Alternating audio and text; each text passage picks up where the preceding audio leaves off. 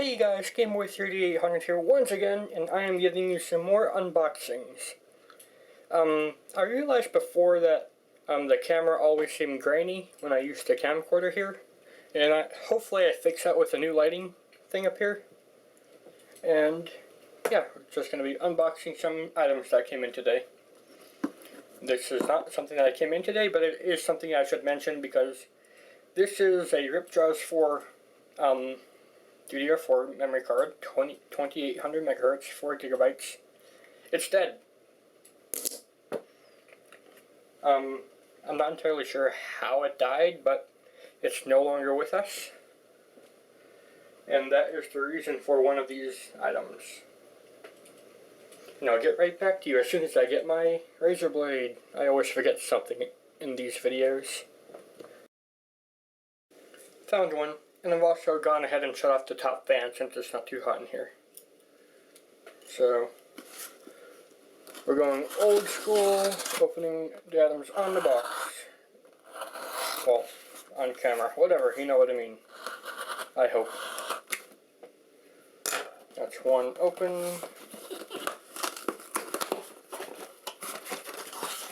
And here it is.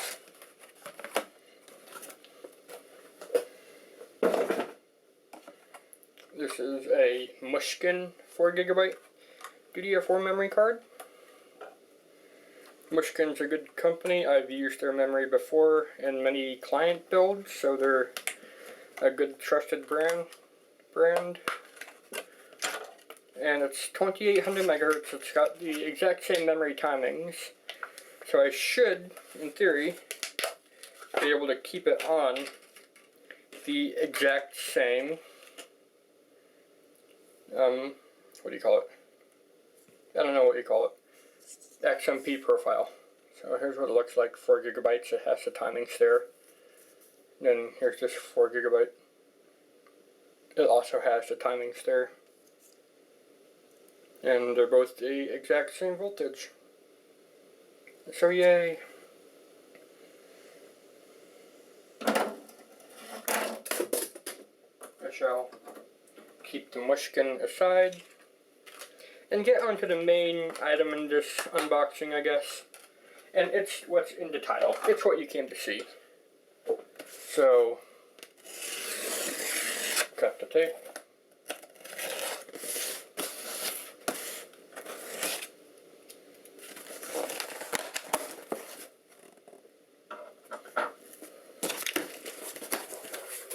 And wow, it takes up the entire box. Like, there's literally no room except for like a little bit of packing on the top here.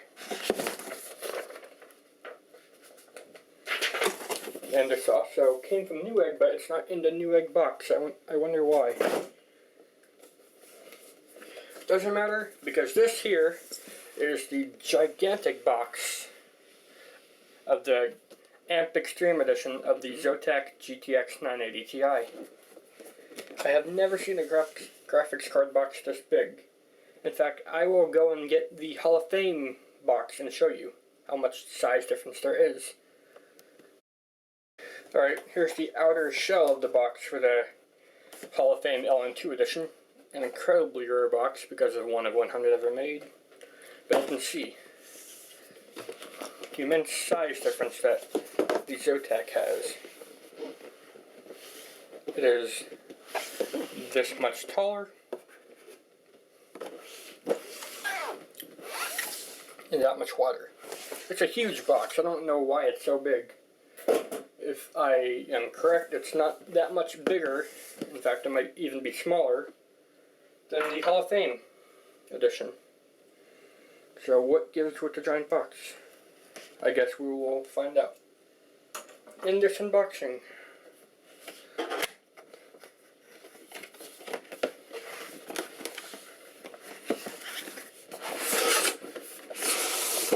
Inside the box is another box. As always with these reviews, or graphics cards, the Zotac it has on the front. Opening up the front pouch, or front lip thing, whatever you call it, and opening it up like like this. First thing we see is a Zotac envelope with a extended warranty card thing, a driver CD with a sticker inside. Awesome. I love stickers. I throw them all over the computer. And that's it. Not much else. I guess you don't really need much else.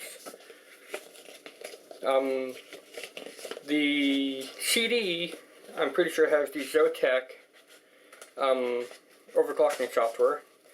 It's not required. You can use MSI Afterburner or EVGA Precision X, but it is recommended to use their own software for their own cards so that you get many more benefits. I swear, half these times I cannot talk. I'm sure a lot of you would argue I can never speak because my voice is horrible. I don't know. In the box, it gives you a VGA to DVI adapter. Throw that away. You don't need it. And then it gives you a lovely square of foam. And that's literally it. I don't know why it's a square foam. And then you have two 6-pin to 8 pins. And another two 6-pin to 8 pin. And then finally we have the card itself. This is a 2.5 slot card design, and it's a pretty long card too. I don't think it's as heavy as the Hall of Fame edition though. I don't need those because my power supply is awesome. So I will close this so that I can set the card on top of it. And this is a bubble wrap anti-static bag.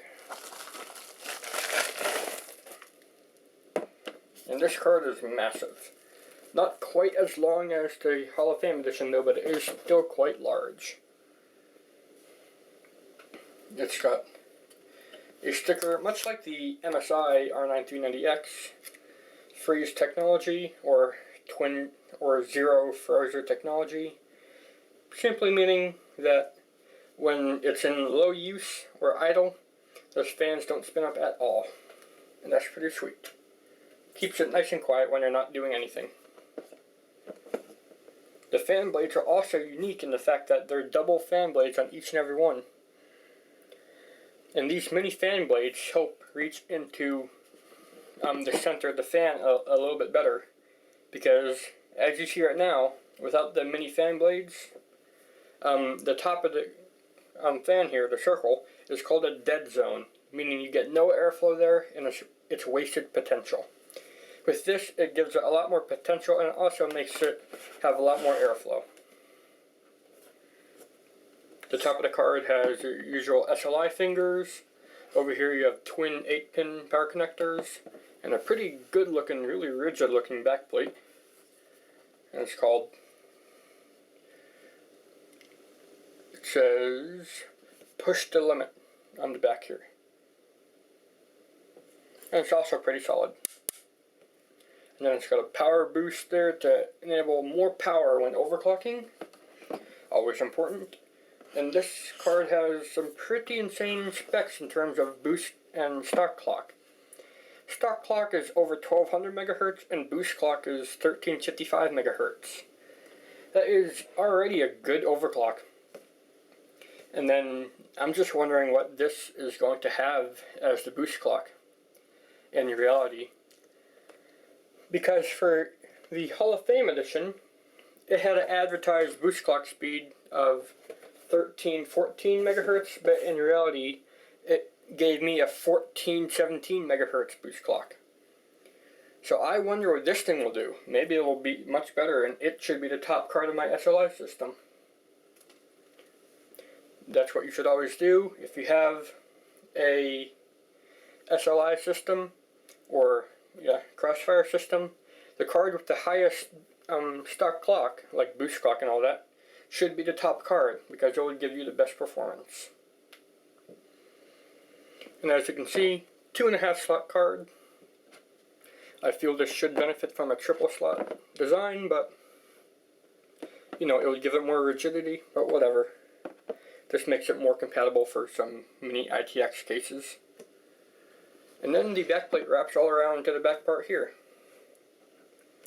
And then for the I/O, it's reference I/O. DVI, I don't think it's DVI-D. Nope, just plain old DVI. And then three display ports and one HDMI 2.0. You can get 4K 60 Hz on all these connections except for the DVI. And I believe that just about goes over it. Soon I will be getting more memory cards to put in Project Bolide, so that I can increase the memory size and increase production speed. You can also use this to increase production speed because multiple GPUs equals more than one rendering machine. And that's it. If you have any questions regarding this 980 Ti or the Hall of Fame edition 980 Ti, feel free to leave a comment.